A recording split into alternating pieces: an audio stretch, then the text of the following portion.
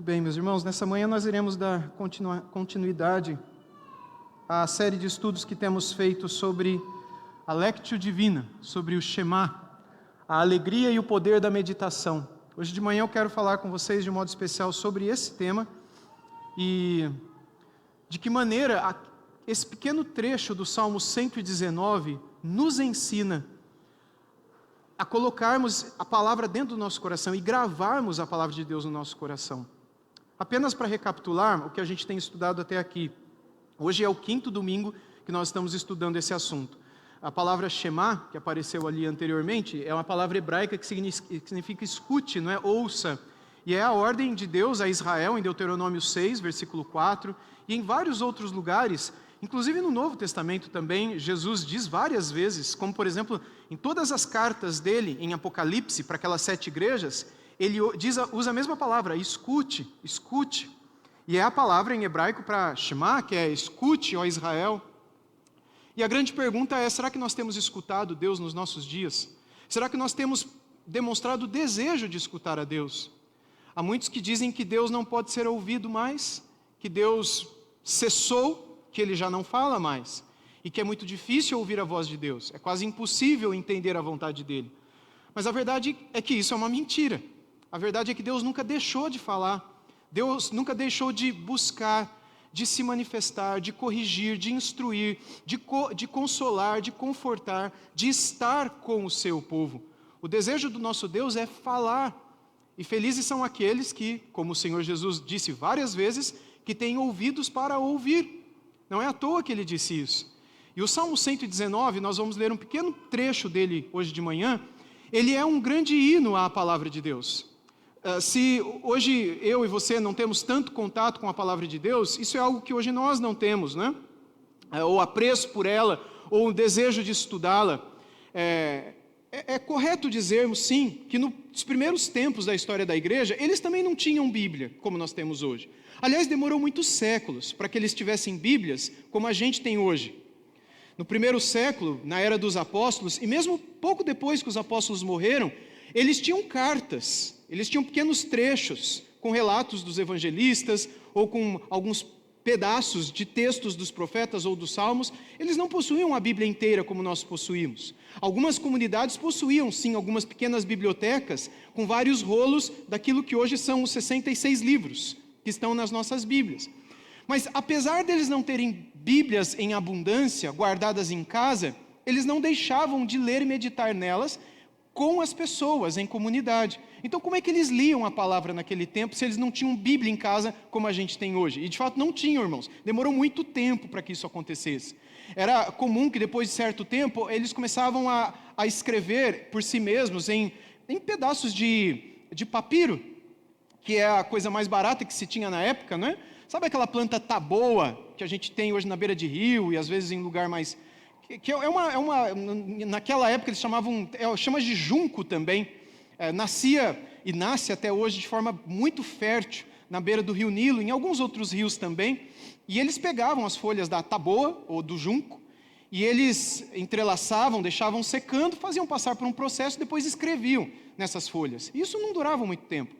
Os pequenos pedaços de papiro que ainda hoje existem, dos manuscritos antigos, eles só existem porque alguém preservou, muito bem preservado, porque não dura muito tempo. O que durou de fato são peles de couro de animais, como o velino, não é? E outros pedaços que são chamados de pergaminhos, que é couro literalmente. E isso de fato não se deteriora com o tempo, mas era muito caro ter isso. Era muito caro pagar alguém que pudesse produzir a tinta e que pudesse ter a habilidade de escrever e tivesse a ciência de escrever. Então era incomum que as pessoas tivessem Bíblias nas suas casas. Então como eles faziam para ler e meditar? Eles iam ao ajuntamento do povo de Deus, eles estavam com a igreja, eles estavam nas congregações, eles estavam atentos às leituras que eram feitas. Hoje em dia a gente tem os audiobooks, não tem? Não sei quantos de vocês usam isso. Por exemplo, quando você pega os aplicativos que a gente tem no celular, onde tem a Bíblia, e você coloca lá o narrador para ler a Bíblia para você. Isso é um audiobook, não é? Quando você ouve a Bíblia, ou ouve qualquer outro livro, você tem a mesma experiência que os nossos irmãos da igreja primitiva tinham com a Bíblia. O que eles faziam era ouvir audiobooks. porque eles não tinham textos, mas isso era chamado de leitura também. Então você e eu podemos e devemos ter esse contato e ansiar por esse contato, para que por meio da palavra que é repetidamente exposta aos nossos ouvidos, nós possamos ir guardando aquilo e deixando aquilo gravado no nosso coração. E eu creio que é proposital que as cartas, os livros que estão na Bíblia, sejam pequenininhos, para que eles pudessem ser relidos e relidos e relidos, e dessa maneira gravados, memorizados, guardados no nosso coração, para que a gente então pudesse meditar neles durante o dia inteiro.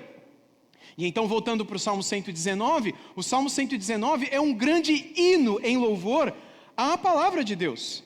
O Salmo 119 é o maior salmo da Bíblia, não existe nenhum outro salmo ou capítulo da Bíblia que se compare com esse daqui. São 176 versículos. E em cada um desses 176 é falado algo sobre a Bíblia. Depois você pode fazer essa pesquisa na sua casa. Cada um dos 176 falam das Escrituras.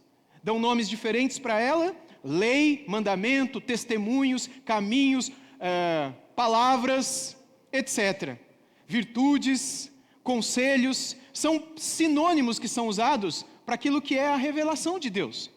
Aquilo que Deus quis nos dar enquanto seres humanos que somos, carentes dessa revelação dele, para que nós então saibamos qual é o nosso estado, nos arrependamos e possamos voltar para ele, arrependidos, clamando o seu perdão e clamando a sua adoção, para que nos tornemos filhos dele, salvos por ele, adotados por ele.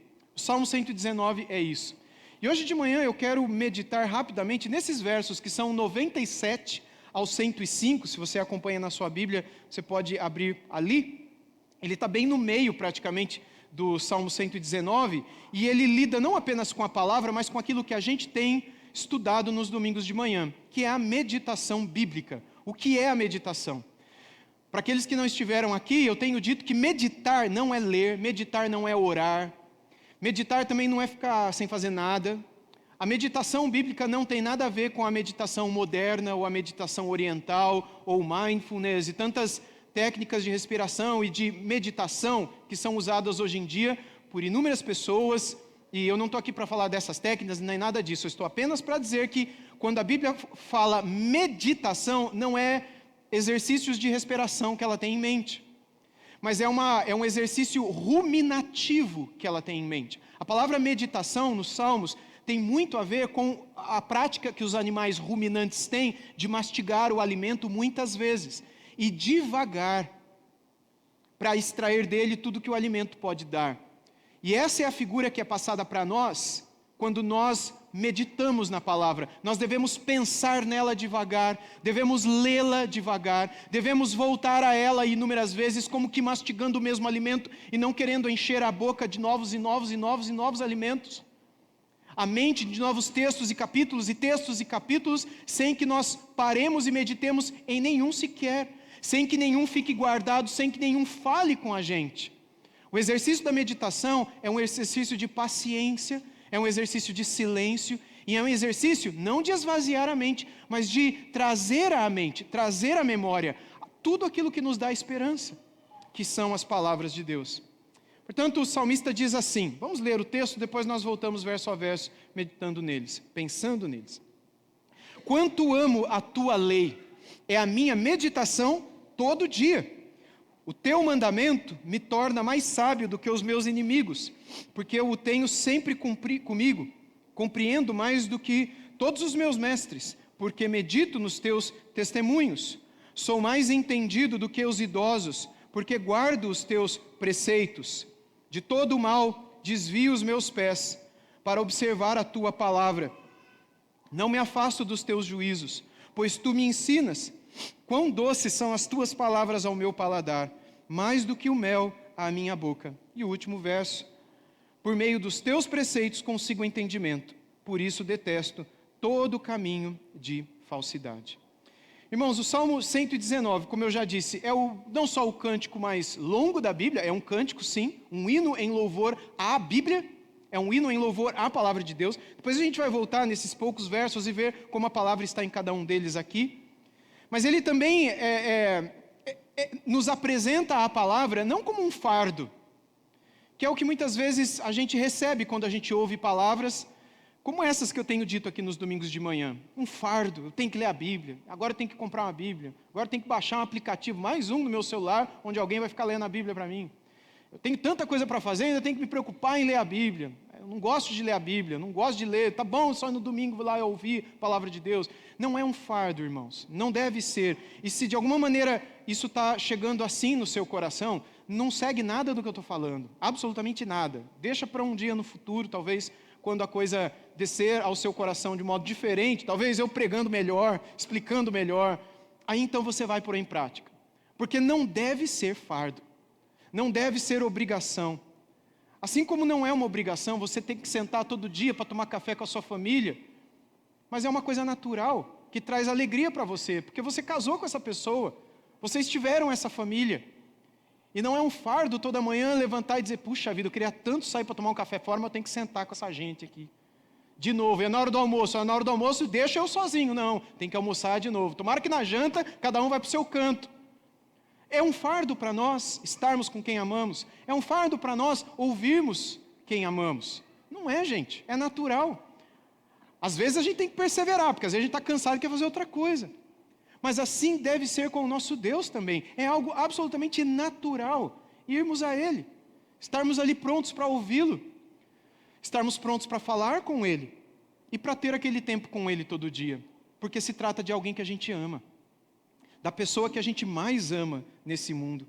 O salmista aqui, ele não fala de um simples estudo intelectual. A Bíblia aqui também não é apresentada desse jeito, ela não é apresentada como um fardo e também não é apresentada como uma matéria de estudo filosófico, de uma ideologia, de um texto acadêmico, e você vai estudar. Você não estuda Deus, eu não estudo Deus. Deus não é estudável, irmãos. Aliás, teologia não é o estudo de Deus, nunca foi e nunca será, porque como é que a gente vai estudar Deus? A gente estuda aquilo que Ele quis revelar de si mesmo para nós. A teologia e o estudo que a gente faz da palavra é o estudo daquilo que Ele quis, por graça e bondade, revelar a nós, por meio do Espírito Santo, e que nós precisamos saber. E eu creio que nem a eternidade inteira, na verdade é uma contradição, porque não existe inteira na eternidade, eternidade é eternidade, mas nem a eternidade será o suficiente para a gente entender perfeitamente quem Ele é. A mente dele é infinita e a nossa é finita. Então, dentro da nossa mente, a inteireza dele não cabe. Mas a gente estuda aquilo que Ele quis revelar de si para nós.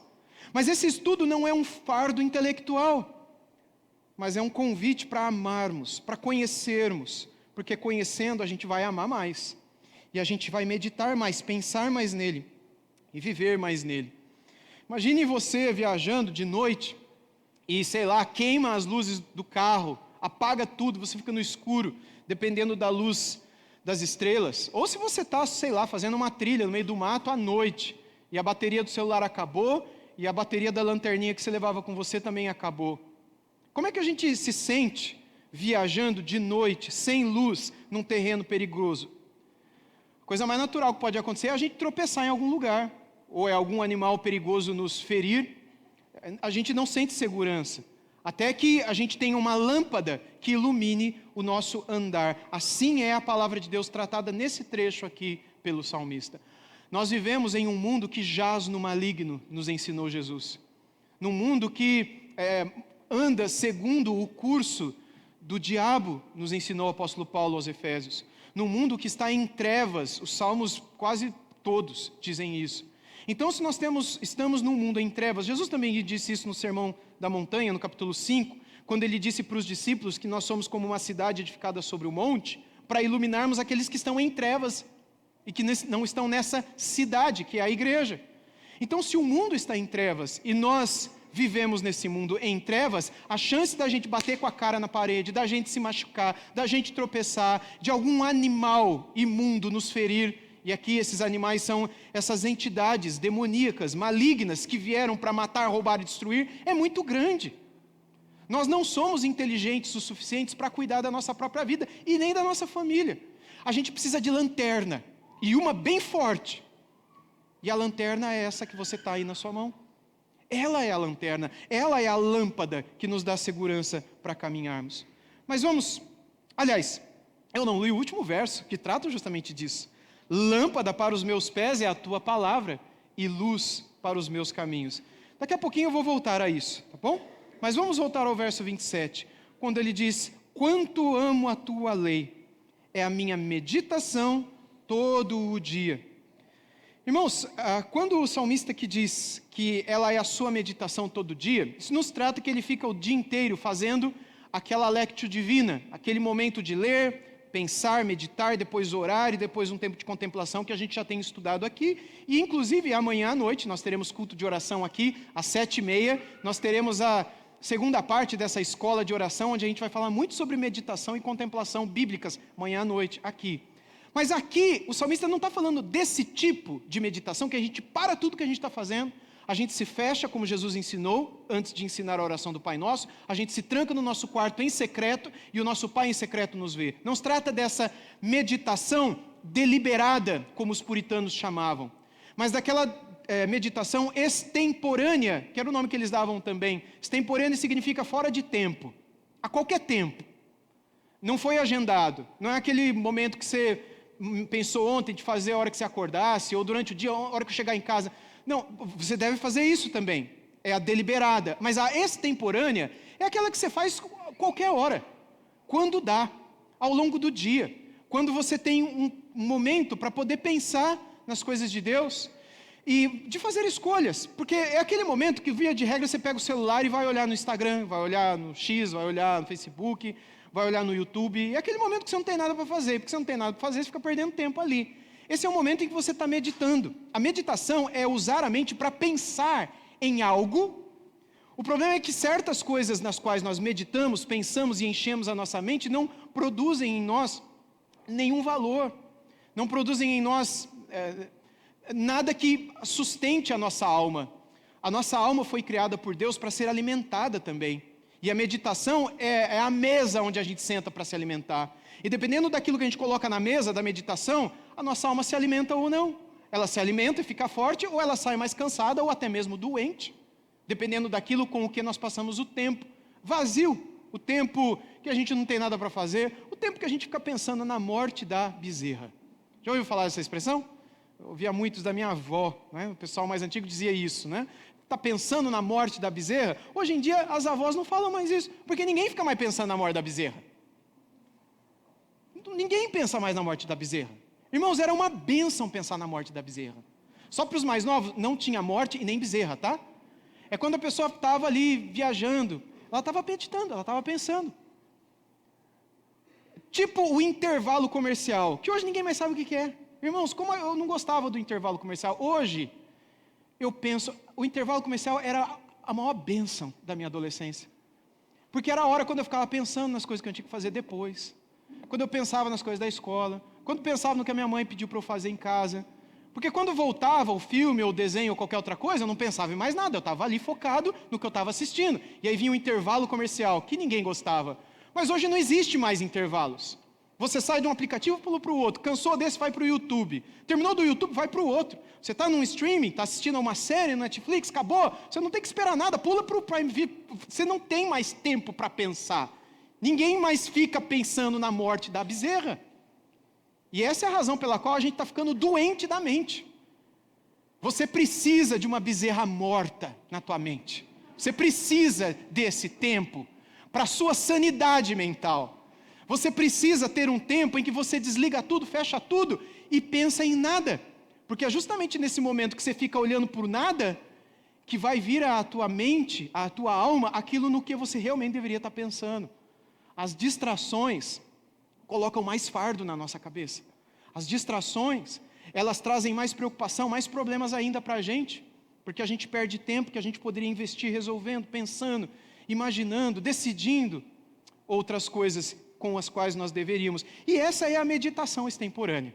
Eu não estou falando aqui da morte da bezerra quando você está pensando em qualquer coisa, mas aquele momento em que você, imagine, no intervalo comercial, ou no momento em que você para de fazer o que você está fazendo, ao invés de se distrair com qualquer coisa, você lembra de um versículo e você fica ruminando aquele versículo e pensando nele, imaginando que se você tiver oportunidade, você vai explicar ele para alguém, Ou você vai ler para alguém, ou você fica imaginando uma pessoa com quem você conversou durante o dia ou durante a semana, que está passando um problema, e na hora que você está pensando na morte da bezerra, você fica pensando assim, qual versículo bíblico será que eu poderia ler para essa pessoa? Eu não sou pastor, eu não sei falar direito, eu tenho até vergonha, mas se eu puder pelo menos falar para ela, tem um versículo que fala assim e deixar, a palavra de Deus é poderosa.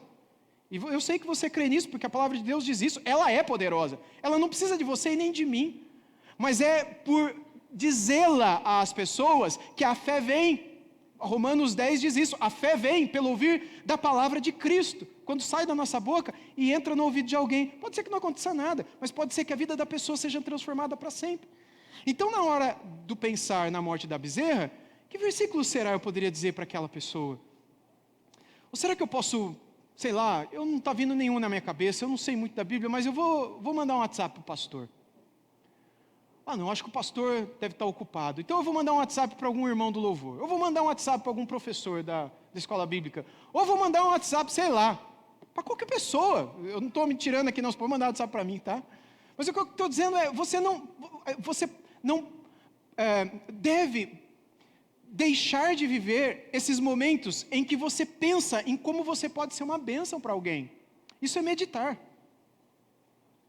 A Bíblia também fala da leitura da Bíblia.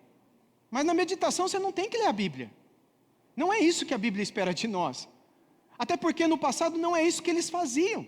Ficar parado lendo, relendo. Eles faziam isso também. Mas não é disto que a meditação trata. E na meditação eles também não ficavam falando e repetindo as coisas para Deus, e suplicando, e intercedendo, falando do problema deles e dos outros. Na meditação não é nada disso. A meditação é a busca pelo alimento.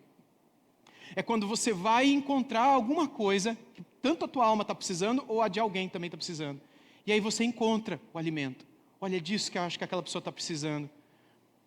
Aí antes de você ir lá entregar, você pensa um pouquinho naquele versículo. Ou abre lá no celular, ou se você tiver com a Bíblia na mão, abra a Bíblia também. Lê aquele versículo, aquele trecho. Lê, tenta entender o que será que ele está falando aqui. Ah, eu acho que é isso. Ah, então eu acho que eu vou dizer aquilo. Não, então é aquilo outro. Você fica ruminando aquilo. Você fica pensando naquilo. Até que então você possa ou dizer alguma coisa, ou simplesmente mandar uma mensagem só com um versículo. Que antes esteve ali, cozinhando na tua cabeça. No qual você esteve pensando durante um tempo. A meditação do dia inteiro, quando ele diz isso, quanto amo a tua lei, é a minha meditação todo dia. Não significa apenas todos os dias. A Bíblia também fala disso, mas em outro lugar. Aqui ela está falando de durante o dia inteiro. Não é simplesmente uma técnica oriental de esvaziar a tua cabeça e respirar devagar para você sentir um alívio mental. Você pode fazer isso também se você quiser, mas não é disso que a Bíblia está falando. Não é esvaziar a tua cabeça, mas encher o seu coração com a palavra. E os benefícios para a tua mente e para a tua alma serão maiores do que um mero esvaziar mental. Encher o teu coração com a palavra vai trazer mais paz para você do que esvaziar a tua cabeça. Você também precisa esvaziar a tua cabeça. Eu também preciso esvaziar a minha. Mas os antigos já diziam que cabeça vazia é a oficina de quem? Vocês já ouviram isso? Do diabo. Então, se você esvaziar a tua mente, ok. Mas depois encha ela com alguma coisa, tá? Porque ela não vai ficar vazia para sempre. Imediatamente após esvaziá-la, e você pode esvaziá-la, e faz bem para você esvaziar a tua mente, você precisa colocar coisas saudáveis ali dentro.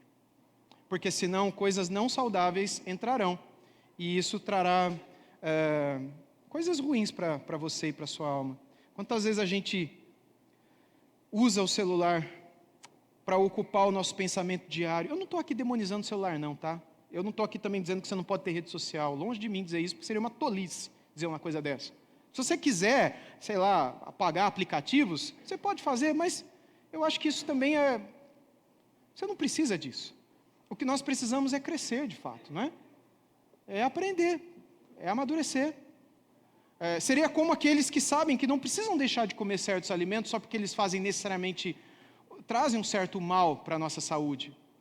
As pessoas comiam no passado e não morreram por causa daquilo, mas não comiam só a porcaria, como muitas vezes hoje a gente come. A questão é que a gente muitas vezes não sabe dosar as coisas e a gente cai para os extremos. Ou a gente se entope de aplicativos, ou a gente apaga tudo e se entope de Bíblia, mas não dura uma semana aquilo lá. E não é isso que eu estou propondo aos irmãos. Continue com a vida que você tem, mas priorize Cristo. Coloque Cristo em primeiro lugar. Traga tudo para Ele. Pense em todas as situações da vida, de que maneira aquilo lá está contribuindo para te trazer para mais perto dEle. Lembra que Ele está do teu lado toda hora. Ele está vendo tudo que você está vendo. Ele está do teu lado em tudo que você está fazendo. Ele prometeu isso. Eis que estarei convosco todos os dias até a consumação dos séculos. O Davi sabia disso, muito antes de Jesus nascer, quando no Salmo 139 ele diz: para onde que eu me ausentarei da tua presença? Para onde eu fugirei do teu espírito? Se eu subo até o mais alto monte, se eu desço ao mais profundo abismo, tu lá estás. Não tem como Ele está vendo tudo que você vê, ouvindo tudo que você ouve, assistindo tudo que você assiste, do teu ladinho. Tudo que entra nos teus olhos, entra nos dele também. E o que nós deveríamos meditar o dia inteiro é: Jesus, e aí? Só isso. E pensa um pouquinho. Pensa um pouquinho. Aí talvez você vai tomar umas decisões que talvez até agora você não tenha tomado, diante do que você ouve, lê, assiste, faz. E eu não estou propondo para apagar tudo, cancelar a rede social, cancelar a Netflix, não estou propondo isso, tá? Eu só estou dizendo que nós podemos viver no mundo em que vivemos. Nós não temos como sair desse mundo, o próprio Cristo disse isso na oração sacerdotal de João 17, mas nós devemos nos livrar do mal. Nós devemos estar longe do mal. E o mal tem um poder de fixação terrível. O mal tem um poder de grudar na nossa mente muito maior do que o bem. Deus disse isso para Moisés lá em Êxodo. Depois Levítico tem vários textos que falam isso. Eu já preguei sobre isso inúmeras vezes aqui. O mal e o pecado e a sedução maligna têm um poder de atração e fixação na nossa mente e coração, mas milhares de vezes mais do que a palavra de Deus e a santidade tem. E isso é bíblico, o próprio Deus diz que é assim. Por mais que a gente ache que não é. É naturalmente assim, é assim comigo e é assim com você. E você pode achar o que você quiser, mas a nossa condição atual é de sermos mais inclinados para aquilo que não deveríamos do que para aquilo que deveríamos. Nós amamos dar à nossa alma alimentos que não a alimentam de fato, como crianças que gostam de comer o que não deveriam, e que gostam de fazer o que não deveriam estar fazendo, pois são crianças, são irresponsáveis, precisam de um responsável para dizer a elas como devem viver para o bem delas mesmas. E na maioria das vezes elas não gostam dos responsáveis, porque elas não têm condição de entender que aquilo faz mal para elas. Se os irmãos me permitem, eu estou aqui na condição de responsável, não dizendo para irresponsáveis, mas porque inclinados para a irresponsabilidade somos todos nós, inclusive eu. E eu quero que os irmãos saibam que os ouvidos mais próximos da minha boca são os meus. E eu sou a primeira pessoa que tem que ouvir o que eu estou dizendo aqui. E eu sei que a minha condição é de ser fixado e atraído para o mal, mas muito mais rápido do que para o bem. Se você é melhor do que eu, depois você me passa a receita, como é que você come, o que você janta, onde você mora, que hora que você dorme, porque eu quero saber a receita de não ser inclinado para o pecado. Eu e todos os santos que viveram na história da igreja, os apóstolos também.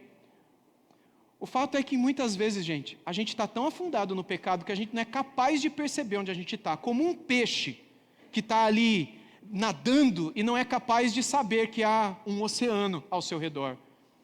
É como a gente numa floresta escura, e a gente diz não tem escuridão nenhuma, porque é só o que há ao nosso redor. E a gente nem mesmo é capaz de perceber qual é o nosso real estado. E eu estou dizendo aqui para vocês, o nosso real estado é esse.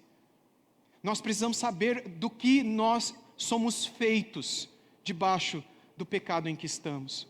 E é por isso que nós precisamos da palavra de Deus. Nós precisamos que ela reorganize o nosso coração, para que então as nossas meditações, os nossos exercícios de pensamento possam ser nelas, as Escrituras o dia inteiro. Mas o salmista continuou dizendo assim: o teu mandamento me torna mais sábio do que os meus inimigos, porque eu o tenho sempre comigo. Compreendo mais do que todos os meus mestres, porque medito nos teus testemunhos. Aliás, só voltando um pouquinho, o versículo 27, quanto ama a tua lei, lei aqui é o sinônimo de palavra de Deus. 98, o teu mandamento, aqui é o sinônimo de palavra de Deus. 99, compreendo mais do que todos os meus mestres, porque medito nos teus testemunhos. Testemunhos aqui é o sinônimo de palavra de Deus. Sou mais entendido do que os idosos, porque guardo os teus preceitos. Preceito aqui é o sinônimo de palavra de Deus. De todo mau caminho desvio os pés para observar a tua palavra. Palavra é palavra. E assim ele continua. 176 versículos. Todos eles falam da palavra de Deus. Ele deve estar do início ao fim da nossa vida. Aliás, esses 176 versículos são divididos em 22 partes, que são as 22 letras do alfabeto hebraico. Como que dizendo para os judeus que liam na língua original, a palavra de Deus é de Aleph a Tav, para nós seria de A a Z. E tudo que está no meio, todas as letras. A palavra de Deus deve ser a primeira e a última na nossa vida. E é nela que a gente deve permanecer. A gente pode passear, como eu já expliquei aqui outras vezes, a famosa frase de Spurgeon, por várias outras casas, por vários outros lugares, por vários outros livros, filmes, etc. Mas a gente não mora lá, a gente mora na palavra. A nossa casa está na palavra. E a gente não pode se esquecer de que quando a gente fala da palavra, a gente não está falando de um livro, a gente está falando de uma pessoa. Eu não estou falando para você colocar mais um livro na tua estante. Eu não estou falando para você colocá-la do lado de Machado de Assis ou do lado de um escritor qualquer que você goste. Eu estou falando para você conhecer o verbo, a palavra que um dia se fez carne. Nenhum outro livro te dará isto, porque nenhum outro livro é isto. Esta palavra um dia se fez carne e habitou entre nós. E João escreveu sobre ela, ou ele, que deu a vida por nós na cruz. Quando a palavra nos convida a meditarmos nela, não é simplesmente nas letras e frases de um livro, mas naquilo que estas palavras apontam para a pessoa bendita de Cristo. O 101 diz, de todo mau caminho desvio os meus pés para observar a tua palavra, não me afasto dos teus juízos, aqui juízos é o sinônimo de Bíblia, pois tu me ensinas por meio desses juízos. Ou seja, desviar os pés de maus caminhos é fruto da palavra guardada no coração. Aliás, um dos primeiros versículos do Salmo 119 é justamente esse. Guardei a tua palavra no meu coração para não pecar contra ti. A gente precisa guardar, a gente precisa memorizar, e a gente faz isso não lendo a Bíblia rápido, querendo terminá-la antes do final do ano. Você pode fazer isso também, mas faz em outra hora. Na hora da tua devocional, da tua lectio divina, do teu momento a sós com Deus, não é para ler a Bíblia inteira do ano. É para ler um versículo, é para ler metade de um salmo, se você estiver muito experimentado na tua vida espiritual. Mas é para você se alimentar daquele pouco e repetir aquele pouco. É a prática do relegere, que os irmãos do passado faziam, de reler a mesma passagem. E essa é a razão pela qual eles memorizavam aquilo. Eles não eram mais inteligentes do que você, a ponto de ler uma vez só e já ter aquilo de cor. A memorização vinha pela repetição, pela releitura. E a releitura é a prática ruminativa, é o mastigar novamente o alimento que foi dado. E é nesta prática da meditação que a palavra vai ficar guardada no seu coração. E uma vez guardada no seu e no meu coração, nós poderemos nos livrar de todo o mal. Santo Atanásio, eu já citei várias vezes ele aqui para vocês, um pai da igreja, não é? É um norte-africano. E o apelido dele na época da patrística era o Anão Negro. Ele era africano e era bem baixinho, e foi um dos homens que mais Deus usou na sua época, pouco antes no século 3, ali virada do 3 para o 4. Especialmente quando algumas heresias muito perigosas estavam surgindo no cristianismo. E ele disse que a Escritura é um remédio contra as paixões da alma. A Escritura é um remédio não só para essas paixões da minha e da sua alma, mas ela é esse remédio que nos livra do mal. É como se fosse um remédio que a gente toma. Como é que chama esse remédio? Que, tipo, você não está doente ainda, mas você toma para não ficar? Não é vacina, mas tem uns... Nem sei se eu estou falando certo. Oi? Profilático, é isso? Se eu tiver errado, vocês relevem, tá? Eu não sou médico. Mas sabe algo que você pode fazer antes para te cuidar? Pode ser uma coisa natural ou não, mas o que você toma antes para te guardar de ficar pior depois. A palavra é esse remédio, irmãos. Natural e espiritual, que nos guarda de dores e sofrimentos de depois. Esquece agora a medicina e o remédio, tá? Volta para o texto. O texto então mostra que o estudo bíblico e a meditação na Bíblia não é neutro. O estudo da palavra é algo que nos afasta do pecado. E se a gente negligencia a meditação, o que vai acontecer? A gente vai caminhar para o pecado, porque vai faltar a lanterna, vai faltar a luz, e a gente vai ficar em meio à escuridão, num momento ali tremendamente perigoso. O Salmo 119, no verso 103 diz: quão doces são as tuas palavras para o meu paladar, ao meu paladar, mais do que o mel à minha boca. Tem um outro teólogo, esse é da Idade Média, pastor também, o Bernard de Claraval. Aliás, eu citei ele aqui no passado e alguns até compraram o livro dele. Ele é uma bênção, esse irmão. Os sermões dele, especialmente no Cântico dos Cânticos, são algo extraordinário. E ele descreve a palavra como um banquete espiritual onde a alma se delicia em Cristo. Ele fala isso especialmente num sermão, de um trecho de Cântico dos Cânticos, onde ele, todo mundo que veio antes dele também, entendia que ali é o relacionamento do povo de Deus com o Deus da aliança. E o que ele nos dá para vincular esse amor é a sua palavra, que quando vinda a nós, é melhor do que o mel à nossa boca. E o mel era o que eles melhor tinham naquela época. Talvez hoje você não goste de mel, talvez hoje eles usariam, sei lá, chocolate, ou alguma outra coisa que você gosta muito. A ideia aqui não é o mel em si, mas algo que traz muita doçura e satisfação para você. É possível que você encontre isso na palavra, sabia? Isso não é uma coisa abstrata da cabeça. De fato, você pode encontrar. E encontrar com tanto prazer que você vai dizer para si mesmo: como é que eu pude ficar tanto tempo sem comer isso daqui? Como é que eu pude ficar tanto tempo com isso guardado na minha casa e estava algo tão precioso e eu achava que era só mais um livro? Para os puritanos, que viveram pouco tempo antes de nós, meditar na palavra era como mastigar lentamente, até que o sabor penetrasse na nossa alma. O sabor não vem simplesmente de uma leitura, mas desse triturar, desse mastigar, desse reler, até que daquela prática você extraia o sabor. E quando você extraí-lo, é que você entra de fato nesse período da contemplação, que os salmistas também falam, de contemplar a sua beleza, a beleza da santidade. Eu te pergunto, você já viu beleza na santidade de Deus? Ou isso é apenas um texto que você lê, não entende muito o que significa, e diz: beleza, há beleza na santidade de Deus, mas eu não sei o que significa, porque eu vejo beleza em outras coisas, mas na santidade de Deus, como é que eu vejo beleza na santidade de Deus? Você não vê. Até que você triture o alimento, você mastigue o pão, até que a palavra te dê em resposta o sabor que ela pode dar. E isso é algo que você vai ter sozinho, na meditação.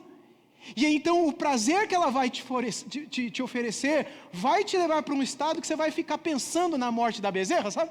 Você vai ficar parado, e esse é o estado de contemplação.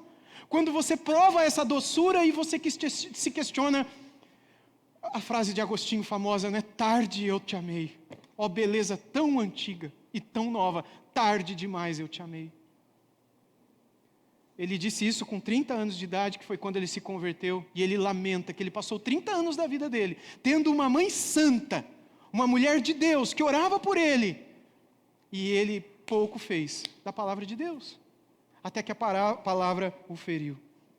Mas bem, vamos encerrar. Nos versos 104 e 105 nós lemos: por meio dos teus preceitos, preceito aqui é o sinônimo de palavra de Deus, consigo entendimento, por isso detesto todo caminho de falsidade. E por fim, lâmpada para os meus pés é a tua palavra e luz para os meus caminhos. Ou seja, gente, esse versículo especialmente, né, o 105, é talvez o mais conhecido desse salmo aqui: lâmpada para os meus pés, luz para o meu caminho. A metáfora é muito clara. A gente não tem visão total do futuro, a gente não tem visão total nem do presente. Quanta coisa que você e eu estamos vivendo, e que a gente queria só um pouquinho mais de sabedoria para saber que decisão tomar, saber o que fazer, saber se a gente está certo, saber se a gente está errado. E aí, faço ou não faço? A gente não é soberano sobre as coisas dessa vida e sobre as coisas do futuro. Nós precisamos de alguém com uma sabedoria maior que conduza a gente, que nos dê sabedoria e inteligência. E Deus, gente, está gritando para a gente na palavra: eu quero dar. Tiago vai dizer isso no seu pequeno livro, que a gente não tem sabedoria. Você lembra por quê? Porque a gente não pede. E quando pede, pede mal. A gente foge desse dom precioso, que Deus não fica regulando, rejeitando, não sei se eu vou dar sabedoria para você não, deixa você se perder, deixa você em dúvida. A palavra de Deus nos mostra um Deus que anseia por nos dar inteligência e sabedoria, direção e luz. O problema é que, com tudo isso, vem também no combo o amar a Jesus, o meditar nas palavras de Jesus, e é disso que a gente não quer. Porque ficar pensando em Jesus e ter a consciência de que Jesus está vendo o que eu estou vendo, lendo o que eu estou lendo, ouvindo o que eu estou ouvindo, falando junto comigo o que eu estou falando, e que eu estou dando o testemunho dele para onde eu vou, bom ou mau testemunho, me incomoda. Mas eu quero a sabedoria, eu quero as bênçãos, mas não quero quem me abençoa, eu quero a dádiva, mas não quero o doador. Esse é o maior erro, irmãos, do povo judeu em todo o Antigo Testamento. Eles amavam o que Deus fazia por eles, mas quando Deus chegava perto, eles fugiam. E aqueles que não fugiam, escreveram do quanto eles foram maravilhados por estarem na presença. O nosso Deus deseja habitar conosco, morar conosco, nos dar visão clara do presente e do futuro, iluminar cada passo que a gente dá, mostrar para a gente o que a gente tem que decidir, e até mesmo naquilo que a gente nem está pensando. Muitas vezes o Espírito vem e sopra no nosso coração: faça isso, vai por aqui, ajuda ali, socorre aqui, ore por aquele. Você não estava nem pensando, mas por você estar ali sensível às coisas do Espírito, porque a tua alma está alimentada por esse Espírito, é natural que ele te mova para cá e para lá, e você vai viver no Espírito. Irmão, sabe qual que é o contrário disso? É apagar o Espírito. Algo que o apóstolo Paulo disse que nós não deveríamos fazer. John Owen, um dos grandes puritanos, escreveu que a palavra não mostra todos os caminhos de uma vez só, mas guia a gente passo a passo na comunhão com Cristo. A espiritualidade cristã não é viver de impulsos emocionais. Eu estou sentindo algo, eu estou sentindo que Deus está... Você não tem que sentir nada. Aliás, se sentir alguma coisa, desconfia. A própria palavra diz que o nosso coração é mau, e a gente não pode confiar nos nossos sentimentos. Mas a gente deve ser levado à obediência contínua, porque a paz virá ao nosso coração, na hora que o Espírito quiser nos dizer, nos conduzir, nos frear e nos usar para a sua glória. Eu quero encerrar, irmãos, com 4 frases aqui, porque o salmista mostra que a meditação diária na palavra, em primeiro lugar, faz isso: enche o coração de amor. O verso 97 disse isso. Depois eu te convido, releia o salmo na sua casa hoje à tarde, amanhã. Eu quero fazer até um desafio. Não leia nada da Bíblia essa semana, só esse trecho, todos os dias 2 vezes. Eu sei que não vai te custar nada. Leia esse texto de manhã, leia esse texto à noite. Só esse texto. E fica pensando nele. Lá pela terça-feira, eu tenho certeza que na quarta-feira, você vai ter um monte desses versículos aqui, que não dão nem 10 versículos, você já vai ter até meio que decorado um ou outro. E pode ser que você vai conhecer ou conviver com alguém que vai estar precisando justamente de algo que está aqui, que você vai poder dizer: olha, leia lá o Salmo 119, no versículo 97, a pessoa vai olhar e falar: nossa, como você conhece da Bíblia, né? Não é só porque você estava lendo aquilo lá essa semana. Mas não importa o que ela acha, o que ela não acha, faça com que isso seja o teu pequeno alimento. Come só isso. Sabe quando naquela dieta que às vezes você tem que fazer, que você come só uma coisinha só, por um tempo? Mas não é só por um tempo, depois você vai ler o resto também, tá? Mas crie esse exercício de se expor ao pouco, e de meditar no pouco, e deixar que esse pouco fique selado e gravado, de modo que se nunca mais você voltar para esse texto, daqui 10 anos a tua alma ainda vai estar alimentada por aquilo que durante uma semana te encheu o coração e a mente. Encha o coração da palavra, porque isso vai te encher de amor pela palavra, a palavra que se fez carne, o nosso Senhor Jesus. A segunda coisa que o salmista disse do 98 ao 100, que a palavra vai dar uma sabedoria superior para você, mas você tem que se expor a ela, você precisa acreditar. É aquilo que Jesus disse: quem tem ouvidos escuta o que o Espírito está dizendo. Ou seja, se fosse hoje, Jesus usaria uma outra expressão. Ele ia falar: fique esperto, se liga, acorda. Até quando? Naquele tempo as pessoas não falavam assim, então ele disse: quem tem ouvidos ouça. Mas é a mesma coisa, quem tem ouvidos ou quem tem ouvido? Todo mundo tem ouvido, então por que não está escutando? Não, escutando a gente só não está ouvindo. A gente escuta sons, palavras, mas aquilo não fica gravado. A gente não ouve. Ouvi, ó Israel, o Senhor nosso Deus é o único Senhor. Ouvi, igreja, quem tem ouvidos para ouvir, ouça.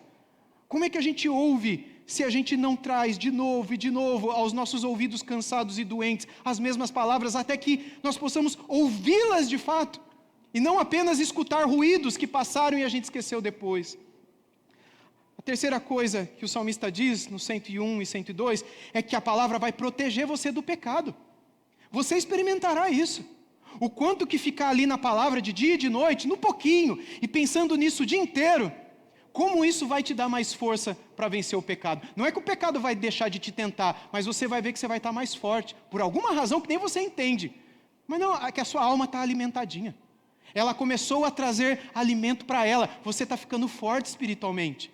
Ainda é pouquinho essa força, mas você já se verá como alguém que enfrenta o pecado de uma maneira que você não enfrentava antes.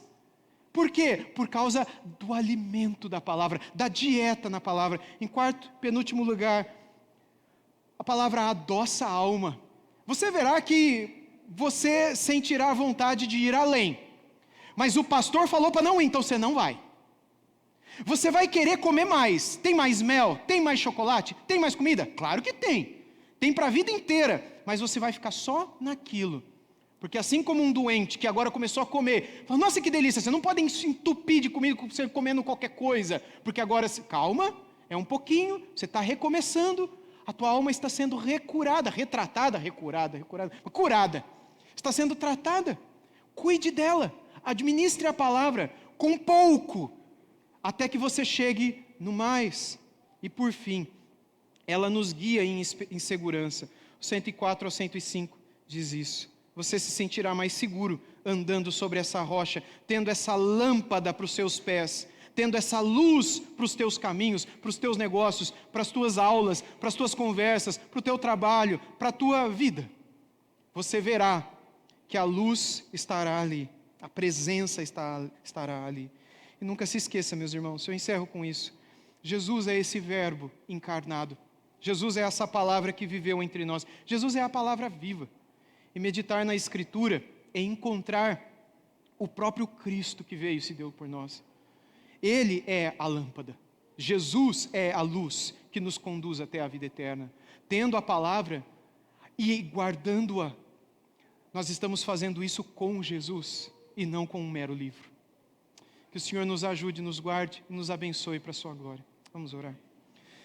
Senhor, obrigado por ter dado a nós o teu Filho precioso, para ser o nosso Salvador, mas para ser também aquele que estaria conosco todos os dias até a consumação dos séculos e também nos iluminaria e nos guardaria até o último dia das nossas vidas. Ó Deus, perdoe todos aqueles que por alguma razão se afastaram do Senhor e negligenciaram esse exercício espiritual, e ajude-nos a voltar, ajude-nos a termos em nossa vida, em nossa alma, tudo restaurado, para que nós tenhamos luz, para que nós tenhamos segurança, para que nós tenhamos sabedoria, para que nós encontremos doçura em Tuas palavras e em Tua doce presença, para que nós tenhamos alegria e força para seguirmos até o fim. E se por Tua vontade o Senhor quiser nos usar para abençoar a vida de alguém, com algum texto que nós lemos durante a semana, use a nossa boca, Senhor, dá-nos a alegria de ver o Senhor usando a nossa vida para abençoar a vida de alguém, se for da Tua vontade. Eis-nos aqui, Senhor, usa-nos para a Tua glória, mas também alimenta-nos, porque nós também precisamos deste pão, para o bem da nossa alma e para a glória do Senhor. Em nome de Jesus, amém.